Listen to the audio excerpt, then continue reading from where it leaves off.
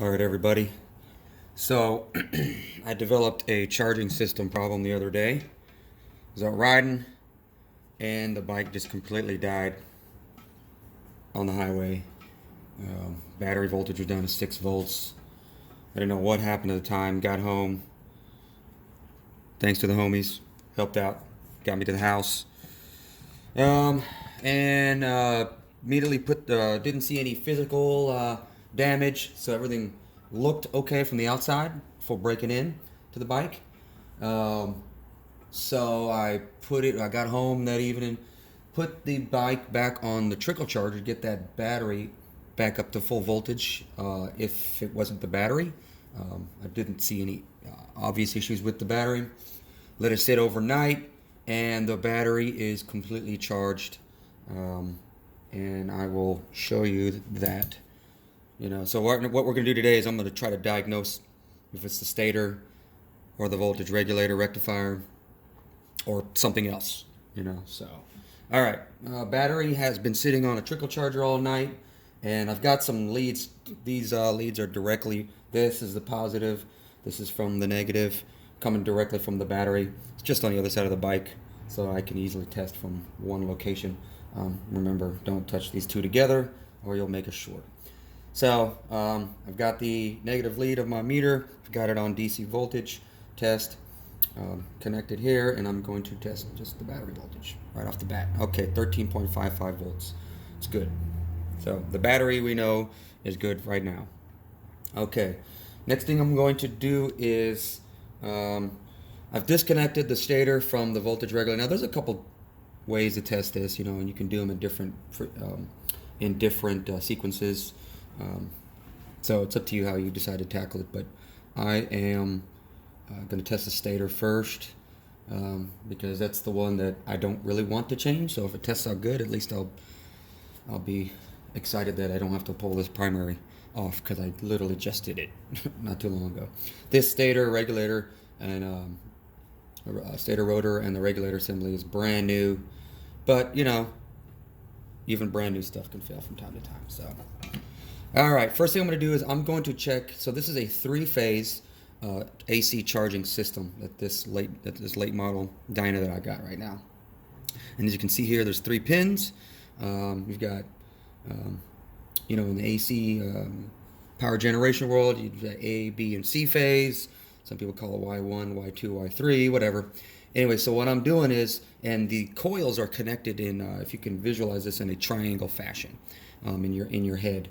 So what you want to do is make sure that these things are show continuity between each point, right? Because they are physically connected. So what we're going to do first is put our meter on ohms to see if there's continuity. Right here we've got OL on the meter. That means there's nothing going on. Test it out. Boom. 0.2. Okay, that's good continuity. That's literally right to meter to lead to lead, and that's what we're getting. All right. So what we're going to do is we're going to just start off with 2 of the pins. See what we got.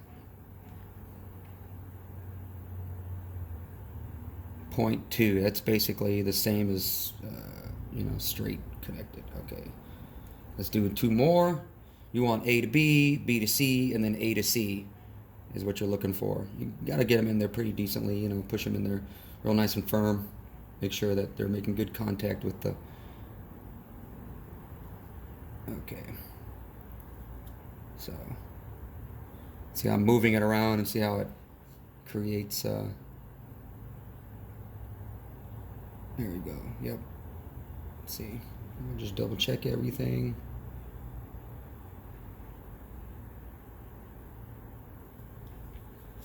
Yeah, so we're pretty good here.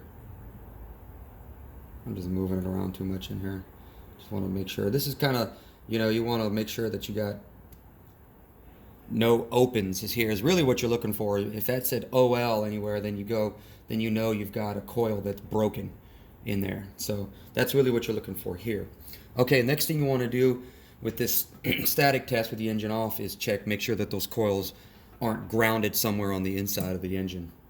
So I'm going to take my good known ground. This is the right to the battery ground. Okay, you can use a known battery on the, a known ground on the frame somewhere, but I just go right to the source. Okay. And, you know, testing it again, make sure that, oops, put this on DC.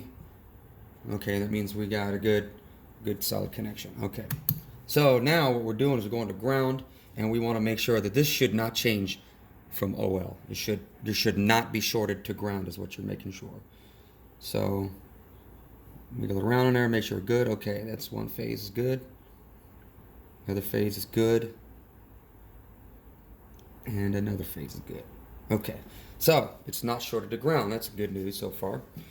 All right, so next thing I want to do is I'm going to do some engine running tests. So at different RPMs, the stator will put out different values. Usually around idle, it's anywhere between 19 to 26 volts AC. What the stator is doing is creating AC voltage, sending it to the regulator rectifier here, and it's converting that, rectifying it to DC voltage, which is then charging your batteries, which is 12 volts DC. So, a 12 volt DC system. So what we're going to do is each one of these phases, they should all be equal, anywhere between 19 to 26 volts AC at idle or right around, you know. So there's a bit of a range there. What I'm concerned about is making sure that they're all the same and not extremely low or off the charts high. Okay, so what I'm going to do is pause the video for a second, get my earplugs in, I'm indoors, and get everything ready to go. Okay.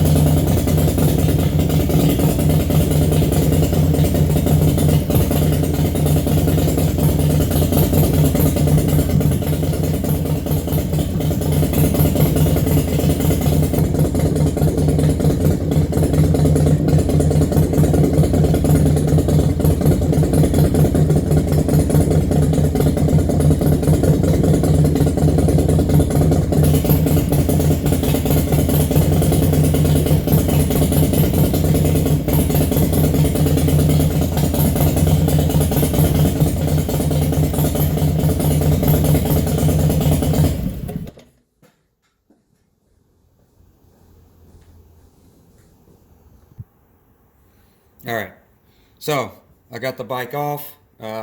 What you saw me do there, I didn't explain a lot of it. I'm sorry beforehand. I was testing what the voltage output on each leg was. It was around 26 to 27 volts AC, still within range. This is a 50 amp charging system that I've got, and it looks like it's right within spec. And they were all the same while the bike was idling. A little bit under 1,000 RPMs. I want to say 800 or so. It was sitting at 900. So what I did after that was I also continued to check it. Actually, before what I did that is you saw this fan here. It's a 12 volt DC computer fan I had laying around. Now I do not have. I left my test light at work, so my 12 volt test light. So test light works. It's probably the ideal way to do it. But this thing will spin as well at different. This is a DC volt fan, so kind of will do the same thing visually, give you an idea if there's any DC voltage. What I was doing with this is, if the stator is grounded internally, it could still produce proper AC voltage, and you wouldn't be able to know that just by pinning out what I did initially. But what happens is it's using one of the legs as the ground for the DC, so then you'll have kind of, for lack of a better way to explain it, AC voltage and DC voltage together coming out of here. So to isolate that, you get the bike running, good ground source, and pin each one with a test light, right? And if you got a 12 volt DC test light, now if it lights up, that means you got DC voltage mixed in here. That means it's shorted to ground, and using that ground as one of the legs for the DC.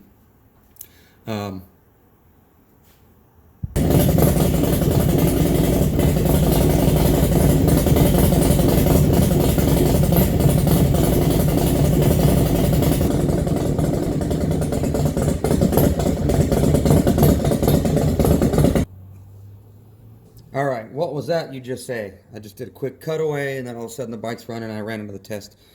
Come back, all of a sudden the bike's back off. So what happened was, just so you know, as I was explaining it about the DC, the shorted stator, using one of the legs as a DC, if it's shorted to ground, using one of the legs as DC voltage, I realized the shortfall of using this 12 volt DC fan.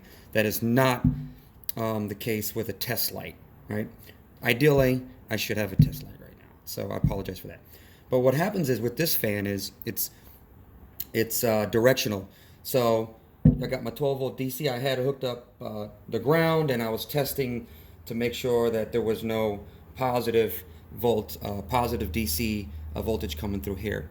However, you never know what leg of the DC that it's using, so I forgot to, at the time, to switch it for the positive side and see if there's any negative continuity between DC continuity between here and the fan. So what I had to do was just retest that. Now with a 12 volt test light, the polarity doesn't matter because it'll light up just an incandescent light either way. So, and you would have accomplished that with just one probe. So I had to do both. So anyway, I went back and did that, videotaped it, and you guys could see it. So anyway, everything tested out good. There's no short to ground with the stator. It's producing good AC voltage on all three legs. So looks like the stator and rotor are good. So what I'm going to do is I'm going to move on to the voltage regulator rectifier. Okay. All right, what we're going to do here now is test the voltage regulator. Looks like the stator tested good, so we're going to move on to the voltage regulator. Now, in between the pause, I removed the voltage regulator off the bike to make it a little bit easier to do the diode test, which we're going to do here. Now, the diode test will test only the rectifier portion of this. This is a rectifier regulator combination, as most of you guys have on your bike. This is an aftermarket one from Cycle Electric. The Harley one, they're all basically function the same though. Takes the AC voltage input here from the stator, spits out DC voltage here. This goes to your battery and it's what charges your battery. Now inside here, the way a rectifier works, it kind of, just in a nutshell, it changes the AC sine wave, cuts off a portion of it, and it turns it into DC voltage. And to do that, it needs a couple of rectifiers inside here diode, which are basically one-directional switches that allow voltage in one direction. And a combination of them will create will be able to translate the AC to DC. So right now we're going to check that feature of it. We're going to check the rectifying portion of it. You know, when we translate AC to DC voltage, we call it rectifying. So we're going to go ahead and do that real quick. So I removed that from the bike. Now, just so you know, there's going to be two different tests. You need to find out which one's positive and negative. Can't really tell on here. There's no colored wires. However, I'm going to remove this thing here, show you here. And on the switch, I don't know if you can see it.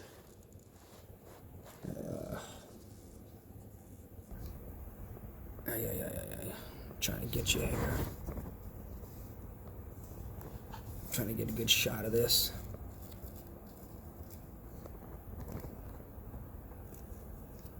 I don't know if you can see that.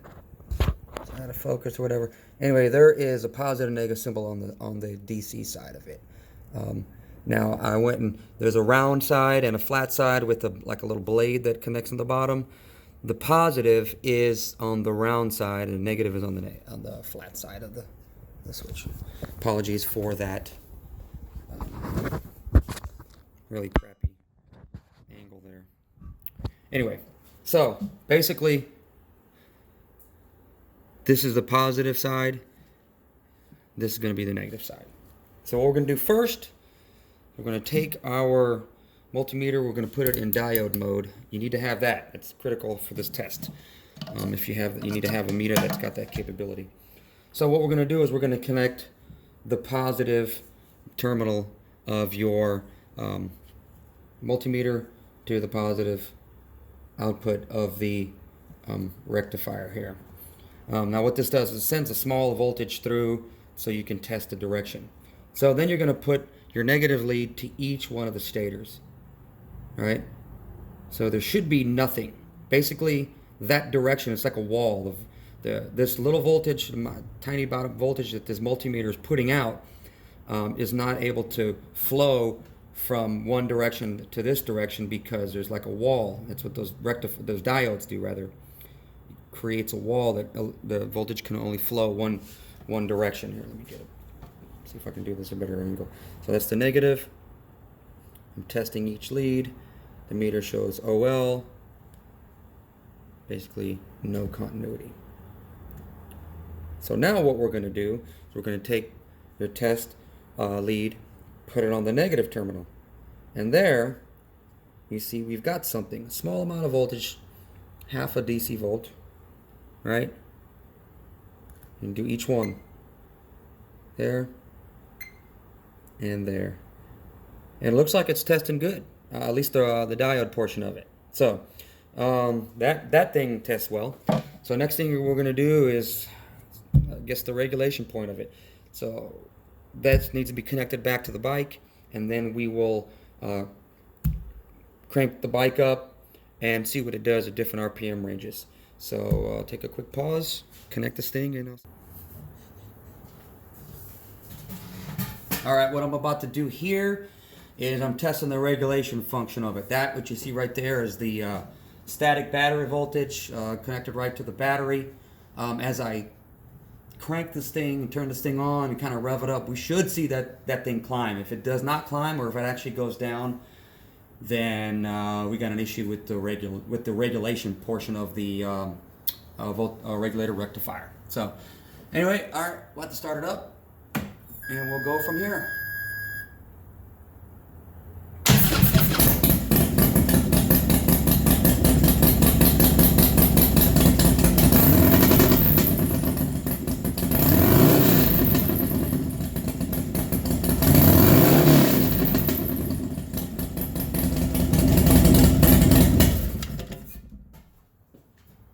Well, that was hopefully you got all that, but that was pretty obvious that the regulation portion of this thing has failed. So, all right, well, I guess it's a relatively easy fix. Voltage regulator needs to be replaced, at least it's not the stator. And that is that. I will make a video of the replacement when I get it in, and we'll just go from there. Thank you.